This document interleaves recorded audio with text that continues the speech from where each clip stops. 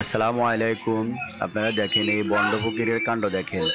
উনি দোকানের ভিতরে এসে অদ্ভুতভাবে দোয়া করার অভিনয় করা শুরু করছেন। আর হাতটাকে এমনভাবে নাড়াচ্ছে মনে হচ্ছে উনি মশা মাছি ধুয়াইতেছে।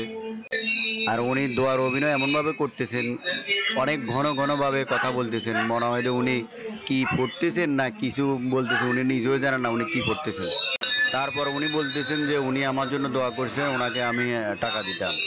ওনার কার্যকলাপগুলো আমার কাছে অস্বাভাবিক মনে হওয়ার কারণে আমি ওনাকে টাকা দিতে অস্বীকৃতি জানাই এবং বলি যে তুমি আমার জন্য দোয়া করছো, আমিও তোমার জন্য দোয়া করছি।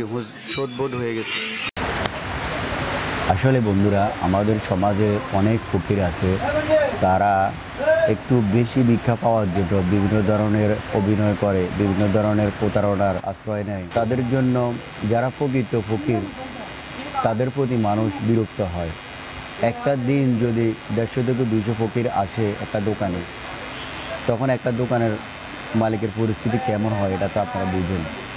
আর এর ভিতরে যদি প্রতারকেরা আসে তখন কীরকম লাগে। দেখা যাচ্ছে ওদের জন্য ভালো ভালো ফকির যারা পাওয়ার যোগ্য তাদের প্রতিও মানুষ অনেক সময় বিরক্ত হচ্ছে, বা তাদের প্রতিও মানুষ অনেক সময় কষ্ট পাচ্ছে, তাদেরকে মন থেকে ভিক্ষা দিতে পারতেছে না। আমরা যখন ভিক্ষা দিব তখন আমরা অবশ্যই জেনে বুঝে সঠিক মানুষটাকে ভিক্ষা দিব, যে পাওয়ার যোগ্য, যে যোগ্য না, এগুলো আমরা অবশ্যই যাচাই বাছাই করব।